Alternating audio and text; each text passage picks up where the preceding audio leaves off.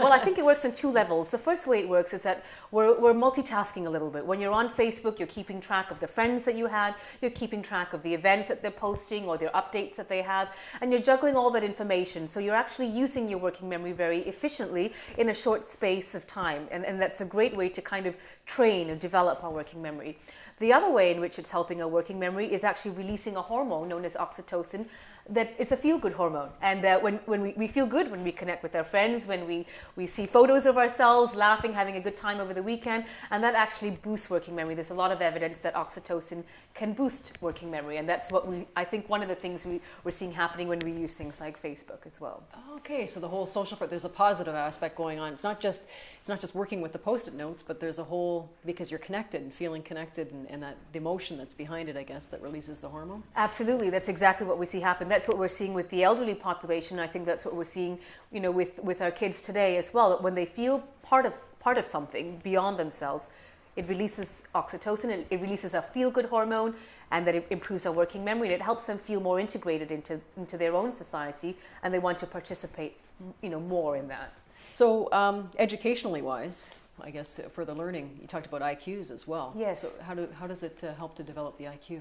Yeah, we've talked about oxytocin, which is the emotional side.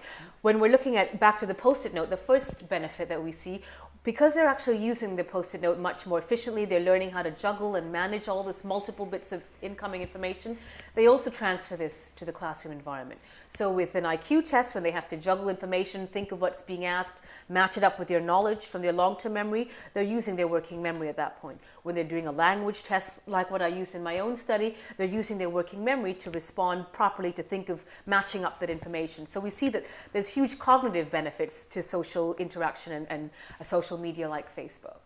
So again, we need our working memory to manage our emotions. It is a two-way street here with emotions and working memory. That, the oxytocin, the feel-good hormone, can boost our working memory, but likewise, we need good working memory to manage our emotions properly, and that can actually prevent stress, anxiety, even clinical depression.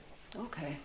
I talked to about stress. Mm-hmm. David Meyer was saying that when we have a lot of social media on, that we can feel stress from having to respond to that. I don't see teens going through that kind of thing. Definitely not in the same sort of way that we have. And I wonder if there's the conditioning maybe and the familiarity that they have with it, that they don't feel it the same way. Absolutely. I think it's just a novelty. If you think of whenever we learn something new, even if a teenager is learning something new, it is a stressful situation because you're using your working memory. It's not an automatic process. But for them, social media or multitasking or, looking up Wikipedia while IMing their friend, on another screen, that's just part of what they do. That's part of how they grow up. So it's not a new thing for them. They're just able to manage all that information a lot better. And I think that makes a huge difference. If it's not effortful, you're not taxing your working memory very much. Right. Mm-hmm. Now, how about, I guess with multitasking, sometimes it can come down to, if it's a lot of cognitive processes taking place, it can come down to task switching. Yes. I get stressed out. Do you see, I don't know if you came across this in your work, did you find with the teens that they were able to task switch more efficiently than we are? We do see that they're much faster at task switching and they're much less stressed about task switching.